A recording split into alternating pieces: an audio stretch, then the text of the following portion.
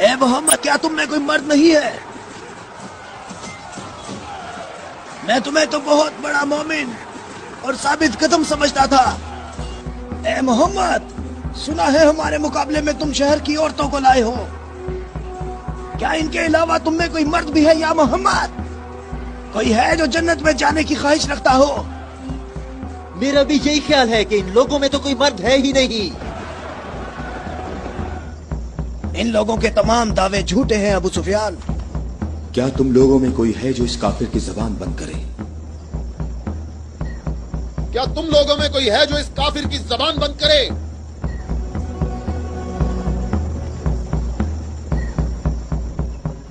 تم لوگوں میں کوئی ہے جو اس کافر کی زبان کو بند کرے؟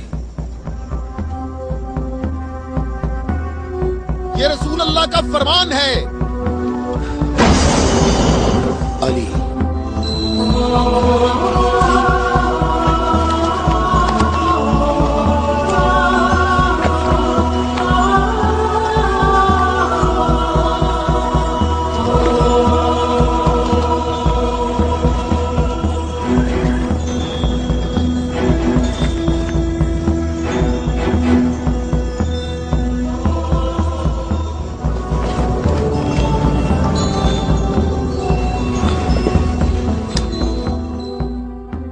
اے عالمین کے پروردگار، بدر میں تو نے ہم سے عبیدہ کو لے لیا اور احد میں حمزہ کو۔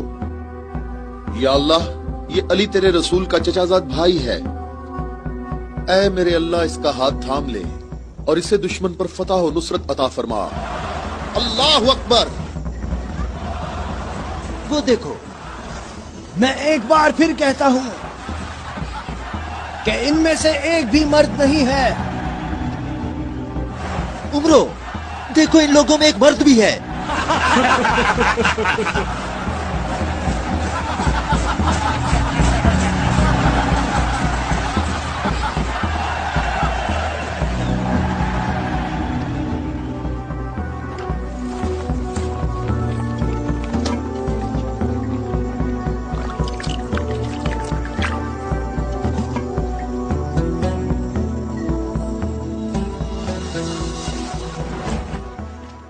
میں تمہیں اللہ کی قسم دے کر کہتا ہوں کہ جنگ خندق میں جہاں میں موجود تھا، عمرو ابن عبد ود خندق عبور کر کے اندر پہنچ گیا تھا اور آوازیں لگا رہا تھا اور اپنا مد مقابل طلب کر رہا تھا، اور سب کی آنکھیں خوف سے پھٹی جا رہی تھی۔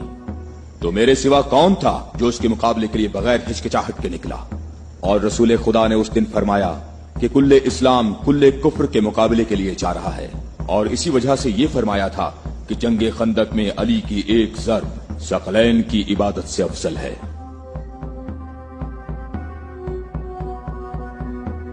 اور کوئی نہیں ہے، یہ سب آپ ہی کے فضائل ہیں، یہ شرف صرف آپ کو حاصل ہے۔ اچھی طرح دیکھ لو، کل اسلام کل کفر سے مقابلے کے لیے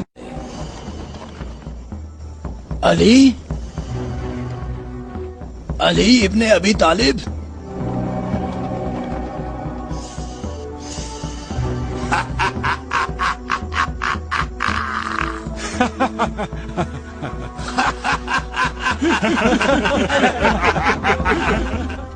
اے میرے رب، اس وقت روئے زمین پر اس کمسن مجاہد کے سوا ایسا کوئی شخص نہیں ہے جو تیرے مقدس نام کا حامل اور تیری رسالت کے دوام کا ذمہ دار ہو، اور جو اس کی ترویج اور نشر و اشاعت کی کوشش کرتا ہو، اور تیرے مسافر محب تیری راہ میں جہاد کے لیے نکل کھڑے ہوئے ہیں تاکہ تیرے بندوں کے دلوں میں تیرے سوا کسی کا مقام نہ ہو۔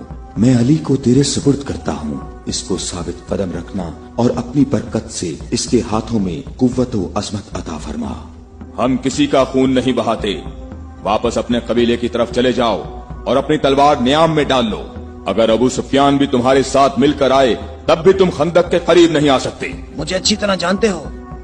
ہاں میں تمہیں اچھی طرح پہچانتا ہوں، اور مجھے یقین ہے کہ تم خندق میں میرے مقابلے میں شمشیر کے جوہر ہرگز نہیں دکھا سکو گے۔ اب تم اپنی برتری کا اظہار کرو تاکہ حاضرین تمہاری برتری کے اظہار کا طریقہ دیکھ سکیں۔ یہ جوان مجھے 3 باتوں میں سے کسی ایک بات کے اختیار کرنے کا کہہ رہا ہے، کہ میں مسلمان ہو جاؤں اور تمہیں تنہا چھوڑ دوں، یا پھر اس کے ساتھ جنگ کروں۔ ابو سفیان تم اپنی جگہ پر کھڑے ہو کر ہمارا مقابلہ دیکھو اور دیکھو کہ یہ میدان کیسے اس شیر کی دہشت سے لرزتا ہے۔ تم نے بہت اچھی تقریر کی ہے، لیکن گھوڑے کی پیٹھ پر بیٹھ کر کی ہے۔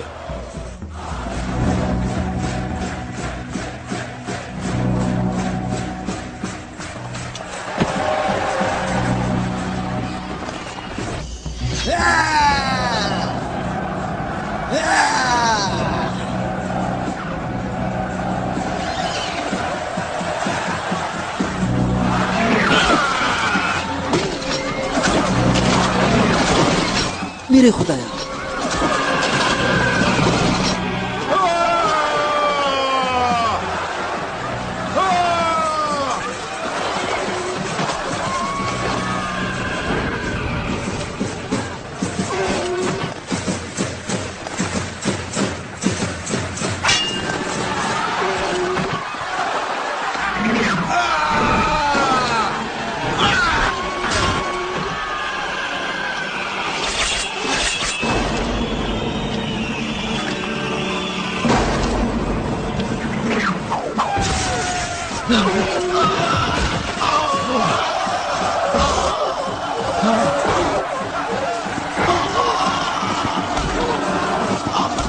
عمرو،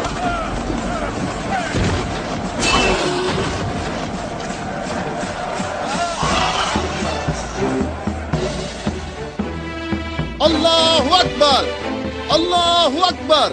تمہیں اپنے پاؤں کی تکلیف سے گھوڑے کی تکلیف کا کچھ احساس ہوا جس کے تم نے پاؤں کاٹ دیے تھے؟ اے جوان، میرے پاؤں کی تکلیف، مجھے اس ذلت سے نجات دلاؤ۔ آج تک کسی انسان نے کوئی شخص ایسے زمین پر گرا پڑا نہیں دیکھا ہوگا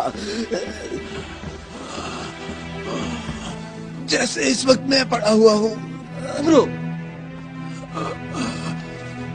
کہاں جا رہے ہو؟ مجھے اس عذاب سے نجات دلاؤ اے علی۔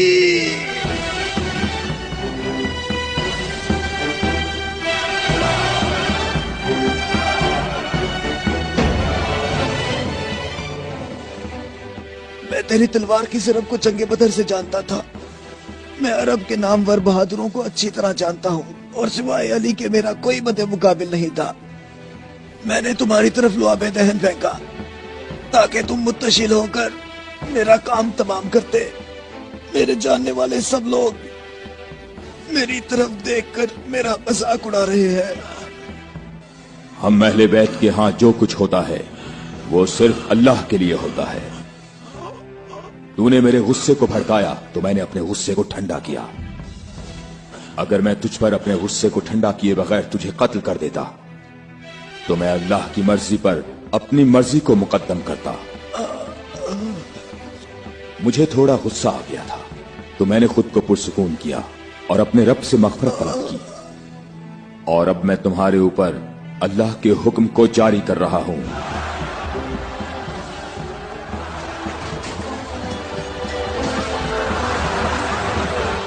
بزدلوں کہاں بھاگ رہے ہو؟ ٹھہرو، یہیں رک جاؤ۔ خندق میں علی کی ایک ضرب ثقلین کی عبادت سے افضل ہے۔ علی، علی